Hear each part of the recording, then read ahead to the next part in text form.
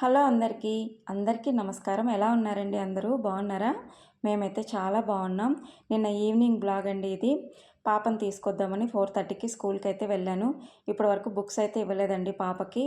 Afternoon అయితే school నుంచి call వచ్చిందనమాట. బుక్స్ వచ్చాయి తీసుకెళ్ళమని. ఇంకా పాపని తీసుకురావడానికి వెళ్ళినప్పుడే ఇంకా బుక్స్ కూడా తీసుకొని వచ్చాను.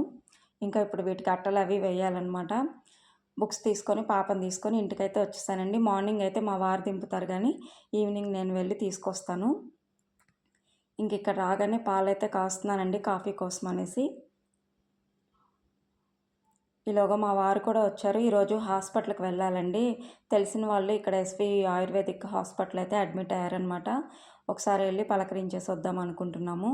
అందుకని మా వారు కూడా తొందరగా అయితే వచ్చారు. ఈ పాలు కాగే లోపల మార్నింగ్ కడిగిన గిన్నెలు ఉంటే అన్నీ సర్దేస్తున్నాను. మార్నింగ్ వంట అయిన తర్వాత కడిగిన గిన్నెలన్నీ మళ్ళీ ఆరిపోయాయండి. అవన్నీ ఎక్కడివక్కడ పెట్టేస్తున్నాను. పాపకైతే పాలైతే ఏమి ఇవ్వనండి. సాయంత్రం ఇదివరకు తాగేది, ఈ మధ్య తాగట్లేదు. ఇంకా యాపిల్ ఉంటే కట్ చేసి ఇచ్చానమాట, తింటుంది. ఇంక ఇక్కడ మా ఇద్దరికైతే కాఫీ కలుపుకుంటున్నాము. ఇదివరకైతే మార్నింగ్ ఈవినింగ్ 2 టైమ్స్ పాలు ఇచ్చేదానండి. ఇప్పుడు సాయంత్రం తాగట్లేదు పాలు. వద్దని గొడవ చేస్తుంది. పొద్దున పూట మాత్రమే పాలు తాగుతుంది. సాయంత్రం అయితే పాలు తాగడం మానేసింది. మేము ప్యాకెట్ పాలే వాడతామండి. గేదె పాలు సరిగ్గా దొరకవు మాకు ఇక్కడ. నీళ్ళు బాగా కలిపి అమ్ముతారు.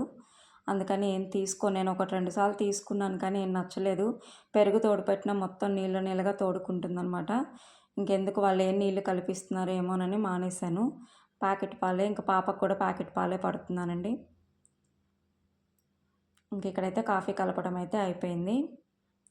మార్నింగ్ ఈవినింగ్ కంపల్సరీగా కాఫీ తాగుతామండి. టీ అయితే అలవాట్లేదు మాకు, అసలు పెట్టను నేను ఇంట్లో టీ. ఎప్పుడైనా జలుబు చేసి హెల్త్ బాగాలేకపోతే ఎప్పుడైనా ఒకసారి తాగుతాం కానీ టీ అయితే అసలు మా ఇంట్లో తాగరండి. నేనైనా మా వారైనా కాఫీయే తాగుతాము. మార్నింగ్ ఒకసారి ఈవినింగ్ ఒకసారి కాఫీ తాగుతాం. ఇంక ఇక్కడ కాళ్ళు చేతులు కడుక్కొని దీపం అయితే వెలిగిస్తున్నాండి. 5:30 అయింది ఇప్పుడు టైము. మామూలుగా ఇంట్లో ఉంటే 6 తర్వాత దీపారాధన చేస్తానండి. కానీ ఇప్పుడు హాస్పిటల్ దగ్గరికి వెళ్దాం అనుకుంటున్నాం కదా, వచ్చేసరికి ఎంత టైం అవుతుందో అనేసి దీపం పెట్టి వెళ్తున్నాను.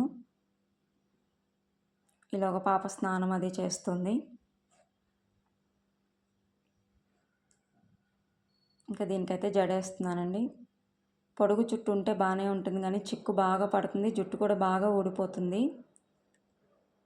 ఏవో చిన్న చిన్న చిట్కాలు అయితే ఫాలో అవుతున్నాను కానీ హెయిర్ ఫాల్ అయితే చాలా ఎక్కువగానే ఉంది. పాపకి ఉంది, నాకు ఉందండి. ఇక్కడ నీళ్లు పడట్లేదేమో తెలియట్లేదు. ఈ ఏరియాలో వాటర్ బాగాలేదని అంటున్నారు అందరూ. చూడాలి. జుట్లు అయితే బాగా ఊడిపోతున్నాయి. 2 జడలు వేసుకోవడానికి మాత్రం అస్సలు ఒప్పుకోదండి. ఒక్క జడే వేయమంటుంది. ఇంకా ఇప్పుడు యూనిఫామ్స్ అవి ఏమి రాలేదు. స్కూల్కి వస్తే ఇంకా 2 జడలు కంపల్సరీ కదా.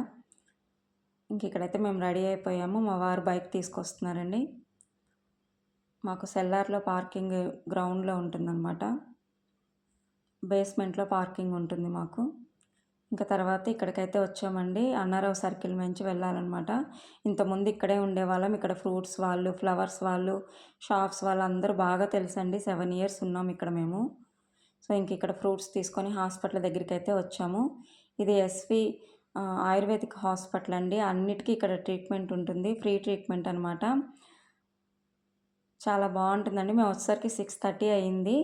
ఇక్కడైతే డిన్నర్ పెడుతున్నారండి వాళ్ళకి. మార్నింగ్ టిఫిను, మధ్యాహ్నం భోజనం, రాత్రి భోజనం అయితే వీళ్ళే ఇస్తారు అడ్మిట్ అయిన వాళ్ళకి. ఇక్కడ స్పెషల్ రూమ్స్ ఉంటాయి. వాటికి మాత్రం డబ్బులు పే చేసుకోవాలండి. ట్రీట్మెంట్ అయితే ఫ్రీయే. మనం ఆ రూమ్కి కూడా పే చేసుకోలేము అంటే జనరల్ వార్డు ఉంటుంది.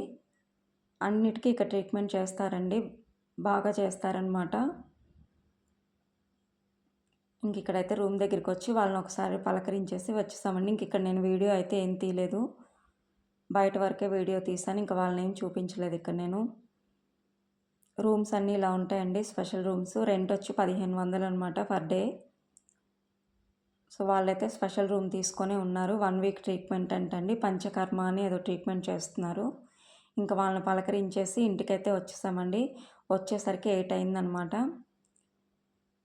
ఇక్కడ నేను శనగలు నానబెట్టి 2 డేస్ అయిందండి. ఫ్రిడ్జ్లో పెట్టేశాను. కొంచెం లైట్గా మొలకలు కూడా వచ్చాయి. ఇంకా వీటితో కర్రీ చేద్దామనేసి పూరీను శనగలు కర్రీ చేద్దామనేసి ఇంకా శనగలు అయితే కుక్కర్లో ఉడికించేసాను. ఒక 3 విజిల్స్ కొట్టిస్తే సరిపోతుంది. ఇప్పుడు ఈ కర్రీ ఎలా చేసుకోవాలో చూపిస్తానండి. ఫస్ట్ అయితే గోధుమ పిండి కలిపేసుకుంటున్నాను. పూరీకి అప్పటికప్పుడు కలుపుకుంటే సరిపోతుంది. ఒక 10 మినిట్స్ 15 మినిట్స్ ముందు కలిపితే చాలు. అదే చపాతీ అయితే కనీసం ఒక 1 అవర్ అయినా నానితే కానీ మంచిగా రావు చపాతీలు. పూరీకి అయితే పిండి నానాల్సిన అవసరం లేదు. ఒక 10 నిమిషాల ముందైతే పిండి కలుపుతున్నాను. గోధుమ పిండి నేను డబ్బాలో పోసి పెట్టనండి. ప్యాకెట్ అలాగే పెట్టి ఫ్రిడ్జ్లో పెట్టేస్తాను. ఎందుకో పురుగు వస్తుంది తడి చేయి తగలకపోయినా సరే, అందుకని బయట ఉంచట్లేదు. ఫ్రిడ్జ్లోనే పెట్టేస్తానండి. పాత ప్యాకెట్ అయిపోయింది, కొత్తది ఓపెన్ చేశాను. ఇప్పుడు ఈ పిండిలో కొంచెం ఉప్పు, ఒక స్పూన్ నూనె వేసాను. వేసి మొత్తం కలిపేసుకుంటున్నాను. కొంచెం సాఫ్ట్గా కలుపుకుంటే పూరీలు బాగా వస్తాయి చేసేటప్పుడు. పిండి కలిపినప్పుడు ఇలా ఎక్కువసేపు కలపాలండి. ఒక 5 నిమిషాలైనా ఇలా కలిపితే పూరి బాగా పొంగుతుంది. నేనైతే గోధుమ పిండితోనే పూరీ చేస్తానండి. నేను ఆశీర్వాద్ గోధుమ పిండి వాడతాను. పూరికి, చపాతీకి, పుల్కాలకి అన్నిటికీ అదే. ఇక్కడ పిండి కలపడం అయితే అయిపోయిందనమాట. ఇప్పుడు కర్రీ ప్రిపేర్ చేయాలి. దానికోసం అనేసి ఇక్కడ ఉల్లిపాయలు కట్ చేసుకుంటున్నాను. చాపర్లో వేస్తున్నానండి. ఈ చాపర్ ఉంటే పని చాలా తగ్గుతుంది. సన్నగా కట్ చేసుకోవాలి ఉల్లిపాయలు, అందుకని చాపర్లో అయితే వేస్తున్నాను.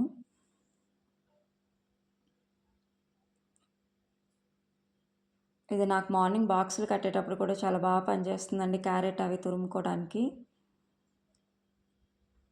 ఇలా సన్నగా అయితే ఆనియన్స్ కట్ చేసుకోవాలి. టమాటాలు అయితే మిక్సీలో వేస్తున్నానండి టమాటా ప్యూరీ కోసం.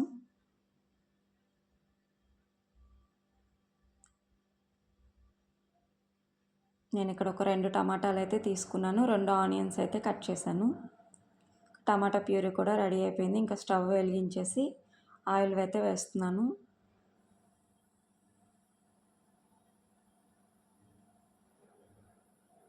ఉల్లిపాయలు ఎంత సన్నగా తరిగితే కర్రీలో అంత బాగుంటుందండి. గ్రేవీ ఎక్కువగా వస్తుంది. ఇక్కడ ఉల్లిపాయలు కొంచెం ఫ్రై అయిన తర్వాత పసుపు వేసాను. ఈ కర్రీ పూరీలోకి, చపాతీలోకి అన్నిట్లోకి చాలా బాగుంటుంది. ఒక స్పూన్ అల్లం వెల్లుల్లి పేస్ట్ వేసాను. ఈ పేస్ట్ వేసిన తర్వాత ఒక 2-3 నిమిషాలు ఫ్రై చేసుకోవాలి పచ్చివాసన పోయే వరకు. తర్వాత టమాటా ప్యూరీ వేసాను. ఆ మిక్సీ గిన్నెలోనే కొంచెం నీళ్లు పోసి అవి కూడా పోసేసానండి. ఇప్పుడు ఇది ఒక 5 నిమిషాలు మరిగిన తర్వాత ఇప్పుడు ఇందులో సరిపడినంత ఉప్పు, కారం వేసుకోవాలి. నేను ఇక్కడ ఎటువంటి మసాలాలు వేయట్లేదండి. చోలే మసాలా పొడి దొరుకుతుంది కదా మనకి బయట, అది మాత్రం వేసాను ఒక స్పూను. కొంచెం ధనియాల పొడి కూడా వేసాను. శనగలు ఉడికించేటప్పుడు అందులో హోల్ గరం మసాలా వేసి కూడా ఉడికించుకుంటే మనకి స్మెల్ బాగుంటుందన్నమాట. కర్రీ టేస్ట్ కూడా డిఫరెంట్గా ఉంటుంది.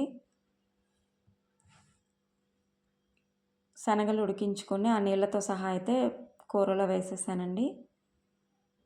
ఇప్పుడు ఇలా వేసిన తర్వాత మూత పెట్టి ఒక 10 నిమిషాలు అయితే మగ్గనివ్వాలి.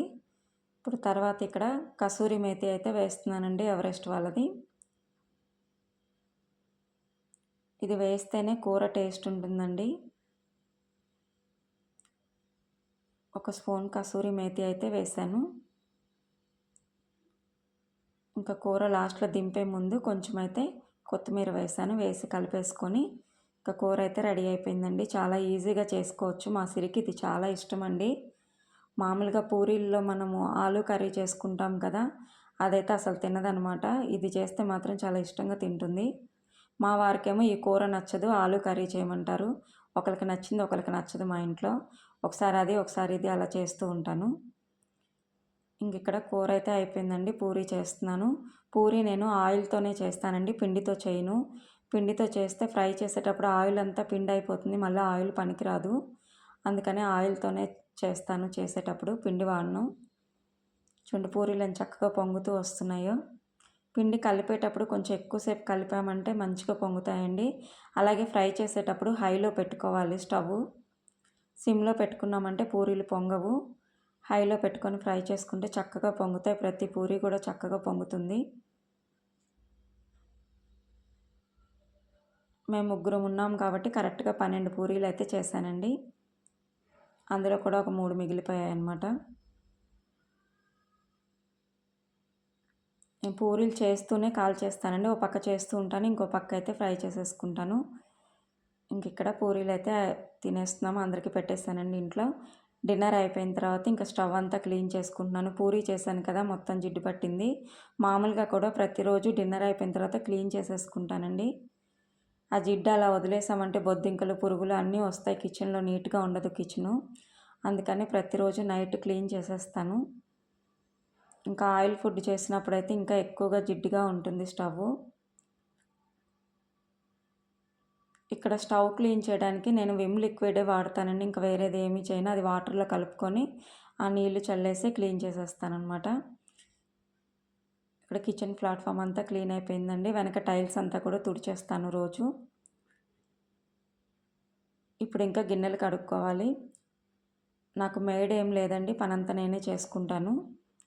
నైటే గిన్నెలన్నీ కడిగేస్తాను. ఈజీ అవుతుంది మార్నింగ్ లేచిన తర్వాత. అందుకని ఫస్ట్ నైట్ అయితే గిన్నెలన్నీ కడిగిన తర్వాతే పడుకుంటాను, ఎంత లేట్ అయినా సరే. ఇక్కడ గిన్నెలన్నీ కడిగేస్తున్నాను. వీడియో మా పాప తీస్తుందండి.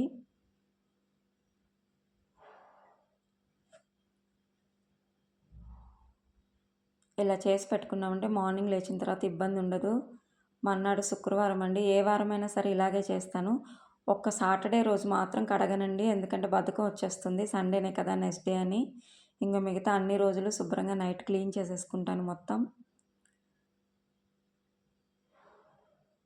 పొద్దున్నే మళ్ళీ క్యారేజీలు అంతా హడావుడి ఉంటుంది కదా, అందుకని ముందు రోజే అంతా క్లీన్ అయితే చేసేసుకుంటాను. డిన్నర్ అయిన తర్వాత ఈ స్టవ్ తుడవడానికి, గిన్నెలు కడగడానికి మొత్తం ఒక 1/2 అవర్ టైం అయితే పడుతుంది.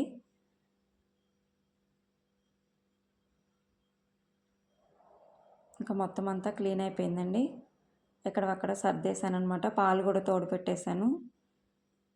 నైట్ పడుకునేటప్పుడే పాలు తోడు పెట్టేస్తానండి. మార్నింగ్ బాక్స్కి పెరుగు కావాలి కదా, అందుకని నైటే తోడు పెట్టేసి పడుకుంటానమాట. ఇదండి ఇవాల్టి వీడియో. ఈ వీడియో కనుక నచ్చితే లైక్ చేయండి, షేర్ చేయండి, కామెంట్ చేయండి. మరిన్ని వీడియోస్ కోసం నా ఛానల్ని సబ్స్క్రైబ్ చేసుకోండి. ఇప్పటి వరకు వీడియో చూసినందుకు చాలా థ్యాంక్స్.